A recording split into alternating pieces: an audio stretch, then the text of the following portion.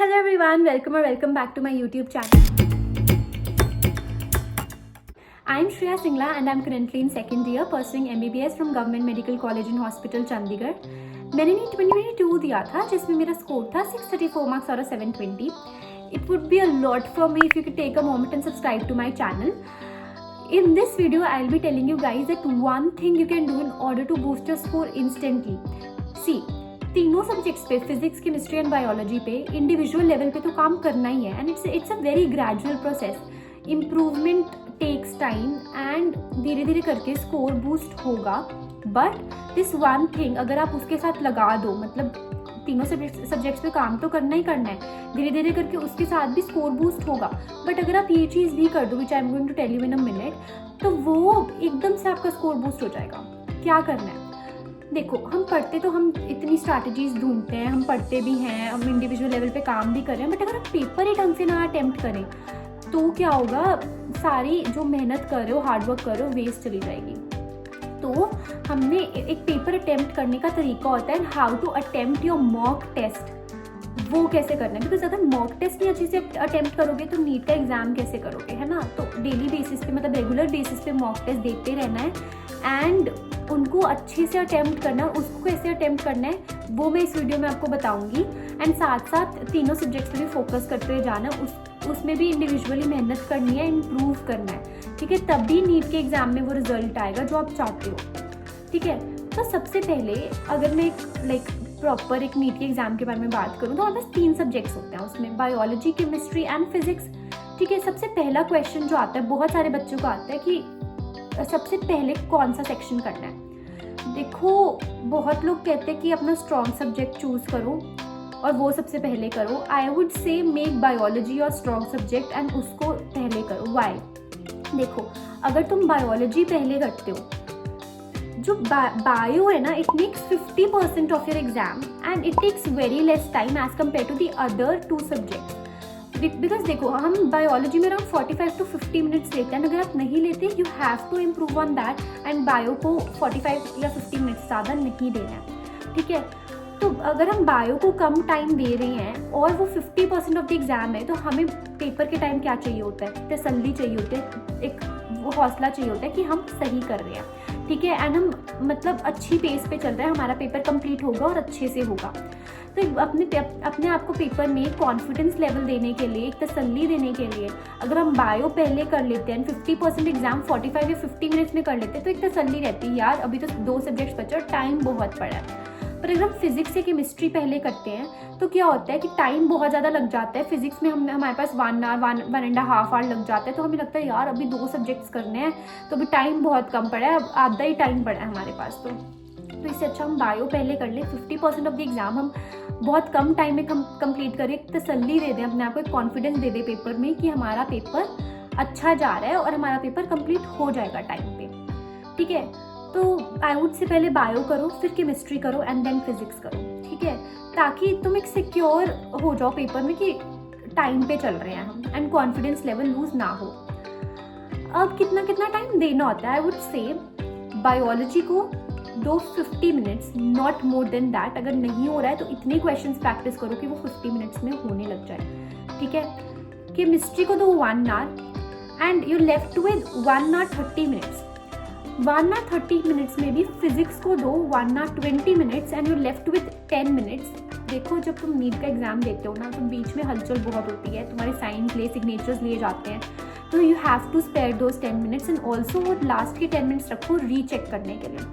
तो बायो के लिए 50 मिनट्स, केमिस्ट्री के लिए 1 आवर एंड फिजिक्स के लिए around 1 hour 20 minutes and you left with 10 minutes to recheck your exam, ठीक है. एंड ये मैं क्यों कह रही हूँ कि मॉक टेस्ट से शुरू कर दूँ, बिकॉज अगर मॉक टेस्ट में इसकी चीज़ की प्रैक्टिस होगी तभी वो नीट के एग्जाम में निकल के आएगा एंड वो एक मसल मेमोरी बन जाती है कि इस पेपर को ऐसे ही अटेम्प्ट करना और वो ऐसे ही अच्छे से आपका कंप्लीट हो जाएगा पेपर, ठीक है. तो मैंने बात करी कि क्या किस ऑर्डर में करना है एंड कितना टाइम देना है. उसके बाद सेकंड बिग क्वेश्चन इज कि OMR कब फिल करनी है, पेपर के एंड में फिल करें, साथ फिल करें, सेक्शन के बाद फिल करें एंड कैसे फिल करनी है. देखो, सबसे बड़ी गलती I want to tell you is that कि हम क्या करते हैं, पूरा क्वेश्चन पेपर अटेम्प्ट करने के बाद हम लास्ट में OMR फिल करते हैं, which is the blunder you are doing. क्यों?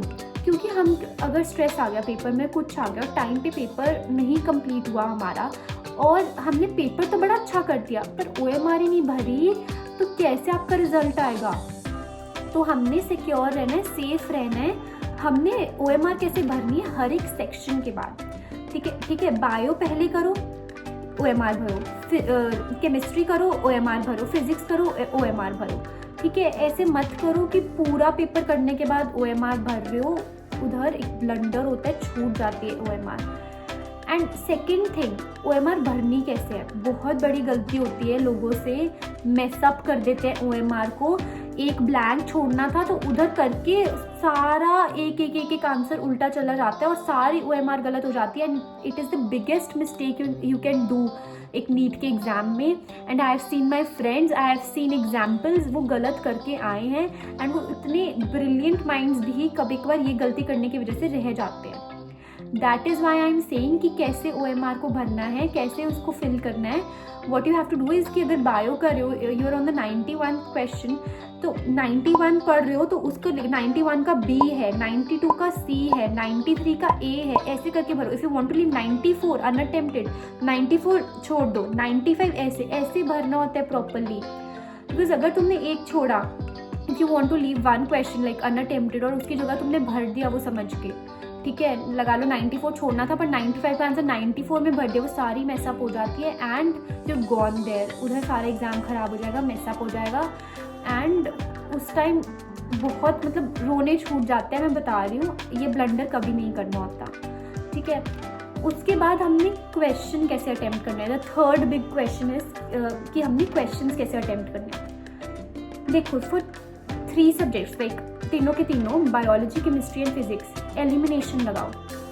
अगर तुम्हारे पास एक क्वेश्चन है और तुम्हें उसका डायरेक्टली आंसर पता है कि इस क्वेश्चन का B आंसर है, सीधा B ऑप्शन को मार्क नहीं करना।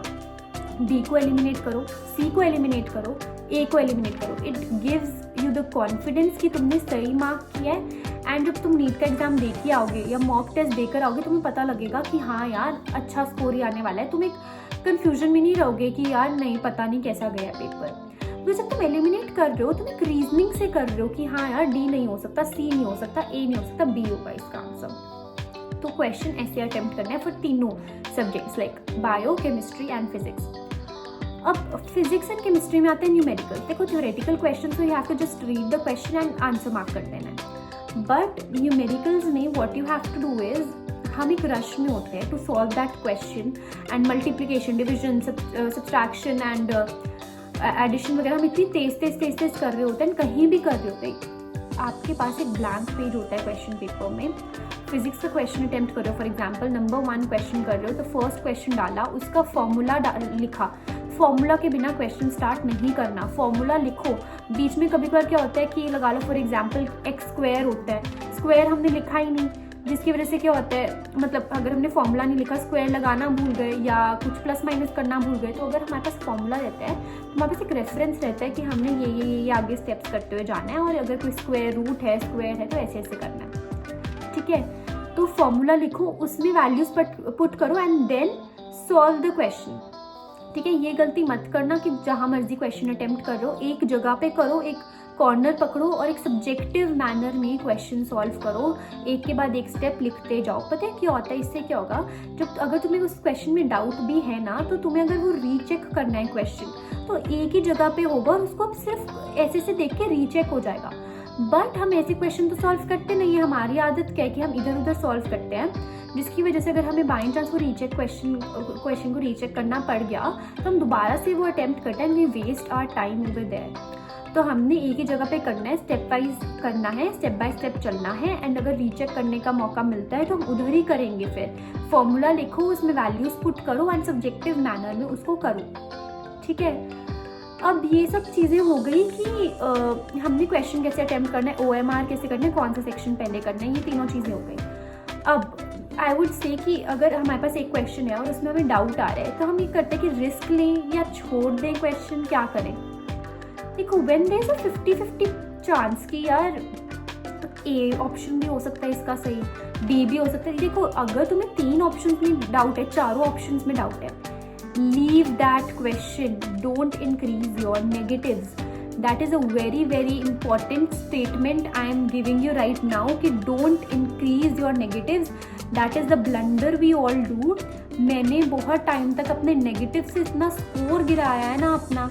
लगा लो कि अगर you have 45 questions in physics, उनमें से 10 भी नहीं आते, तुक्के मत मारो, ठीक है। हम क्या करते हैं कि चांस है यार, ले लो, टिक मार दो, ठीक है, बट नहीं करना ये। क्या होगा, लगा लो कि उसमें से जो 10 क्वेश्चंस है, तुक्के 2 3 4 सही हो गए, 6 क्वेश्चन गलत हो गए, 6 नेगेटिव्स भी तो आ रहे हैं, 6 नंबर उधर गवा दिए। बट अगर आप वो 10 क्वेश्चन छोड़ देते हो, you save your 10 marks over there. अगर हम सोच के चल रहे हैं कि 10 के 10 गलत ना हो जाए, तो हम 10 नंबर बचा रहे हैं उधर अपने, ठीक है। अपने स्कोर नेगेटिव्स को मत दो, अपना स्कोर ऐसे मत गिराओ, ठीक है। अब मैं कहूँगी कि आप कहोगे कि सारे क्वेश्चन छोड़ दे, किसमें रिस्क लेना चाहिए। देखो चारों क्वेश्चन में डाउट है, सॉरी चारों ऑप्शन में डाउट है तो छोड़ दो। 3 ऑप्शन में भी डाउट है, छोड़ दो क्वेश्चन। अब 2 में डाउट है ना अगर, एंड आप एक टिल्ट है, इंस्टिंक्ट कह रही है कि ये आंसर होगा, तो कर दो मार्क, ठीक है। बट अगर आपको बहुत 50-50 लग रहा है, बिल्कुल आइडिया ही नहीं है कि क्या होना चाहिए उसका आंसर, छोड़ दो उसको एंड अपना नेगेटिव जो आप गवा रहे थे उसको बचा लो, ठीक है। अपने मेरे पता क्या होता था कि लगा लो कि मैं इन टोटल पूरे पेपर में 20 क्वेश्चन गलत करके आई हूँ, तो 20 नेगेटिव्स भी तो मेरे जा रहे हैं ना, 20 नंबर तो ऐसे ही कम हो गए। Because when you do a mistake you lose 5 marks and when you leave a question unattempted you lose 4 marks, right? तो क्या करना है कि वो नेगेटिव्स को बचा लो। मैंने 20 लगा लो 20 क्वेश्चन गलत करके आ रहे, मेरे 20 नंबर जा रहे थे, तो व्हाट आई डिड वाज कि मैंने छोड़ ही दिया, वो 20 क्वेश्चन को छोड़ ही दिए जो नहीं आ रहे थे, ठीक है। 20 नंबर मेरे बच गए। अगर मेरे 580 आ रहे थे तो मेरे 600 आने लग गए। तो that is what I am saying कि अनअटेम्प्टेड छोड़ दो। ज़रूरी नहीं है कि हमने रिस्क ही करना है बार बार, अपने जो भी क्वेश्चंस हैं उनको रिस्क लेके मत चलो, ठीक है। तो क्वेश्चंस अच्छे से अटेम्प्ट करने होते हैं। एंड जब तुम्हारा मॉक टेस्ट, जब तुम्हारा रिजल्ट आता है ना, तो बड़ी खुशी होती है कि तुमने नेगेटिव नहीं गवाया, ठीक है। तो अनअटेम्प्टेड छोड़ दो क्वेश्चंस को। Next thing you have to keep in mind is कि जैसे अब हम जब भी मॉक टेस्ट अटेम्प्ट कर रहे होते हैं ना, अगर हम किसी क्वेश्चन में अटक जाते हैं तो छोड़ दो उस क्वेश्चन को, पूरा पेपर रिस्क मत करो। अगर क्वेश्चन पे 1 मिनट से ज़्यादा में नहीं आ रहा आंसर, तो छोड़ दो उसे, नेक्स्ट क्वेश्चन पे जंप कर जाओ, it will be better for you. क्योंकि अगर तुम उस पर एक वो ले लोगे ना, एक क्या कहते हैं कंपटीशन लगाने लग जाता है हम अपने आप से कि ये तो क्वेश्चन आज करके ही छोड़ेंगे। भाई छोड़ दो, अगर नहीं आ रहा छोड़ दो, एंड में कर लेना, ठीक है। तो ऐसे ही आगे आगे बढ़ते जाओ अगर क्वेश्चन नहीं आ रहा है। And don't waste your time. And paper में कॉन्फिडेंस लो नहीं करना होता। मैं मॉक टेस्ट के बारे में बात कर रही हूँ, मैं नीट के एग्ज़ाम के बारे में अभी तक पहुँची नहीं हूँ। क्यों? क्योंकि अगर तुम मॉक टेस्ट ही अच्छे से नहीं करोगे तो नीट का एग्ज़ाम भी अच्छे से नहीं होगा। रेगुलर बेसिस पे मॉक टेस्ट दो, एंड जब भी दे रहे हो अच्छे से दो, नेगेटिव्स मत बढ़ाओ अपने। एंड नीट के एग्ज़ाम में तभी अच्छा होगा जब तुम मॉक टेस्ट अच्छे से करना सीखोगे। बिकॉज क्या होता है कि हम क्या करते हैं, मॉक टेस्ट कब शुरू करेंगे हम, चलो जब 11th और 12th का सिलेबस ख़त्म हो जाता है तब हम मॉक टेस्ट शुरू करते हैं। I would say mock test बहुत जल्दी शुरू कर देने चाहिए। माइनर टेस्ट देना शुरू कर दो, बट 720 मार्क्स का देना शुरू करो, ठीक है। And it's never too late. अगर अभी भी मॉक टेस्ट शुरू नहीं करें तो अभी से देना शुरू करो। एंड एक बार जब उसकी आंसर की आ जाती है तो try to analyse your mistakes. उस पर मैं अलग से वीडियो भी बनाऊंगी। एंड मैंने बहुत बार पहले भी बोला है कि जब भी तुम्हारे पास वापस से आंसर की आती है and you get to know your mistakes, learn from them. And उसको ऐसे ही मत जाने दो कि भाई ठीक है यार नेक्स्ट पेपर में देखी जाएगी, ये गलती है, नहीं होगा स्कोर बूस्ट ऐसे, ठीक है। वर्क ऑन देम, ठीक है। मेक अ मिस्टेक नोटबुक, ठीक है, या अपने फ़ोन में फ़ोटो क्लिक करके रख लो एंड रात को सोने से पहले देख लिया करो। एंड ऐसे ही पेपर अच्छे से अटेम्प्ट करके आना है ताकि नीट के एग्जाम में कोई प्रॉब्लम ना आए। Leave a buffer for you around like for 10 minutes end के टाइम में, ताकि आप रीचेक कर सको। You have to keep this points in mind कि पेपर में थोड़ी सी डिस्टर्बेंस चलती रहती है एंड उससे घबराना नहीं होता। तुम्हें पूरा फोकस बना के रखना है, मॉक टेस्ट में भी, नीट के एग्ज़ाम में भी। एंड हर एक सेक्शन को अच्छे से करना, हर एक सेक्शन के बाद OMR भरनी। एंड ये मत करना प्लीज़ कि OMR रह जाए, पूरा पेपर कर लो अच्छे से आता है, OMR रह जाए या गलत सॉल्व कर लो। This is the blunder you can make. The biggest mistake of your life would be that कि तुमने वो कर दिया कि OMR ख़राब कर दी। OMR कभी ख़राब नहीं करना है, ठीक है। ऑल द बेस्ट, अब से मॉक टेस्ट देना शुरू करो एंड ऐसे ही नीट का एग्ज़ाम भी प्रॉपरली निकल जाएगा। And if you like my videos do like them and let me know in the comment section below if you have any queries. I'll clear them out. Okay, bye bye.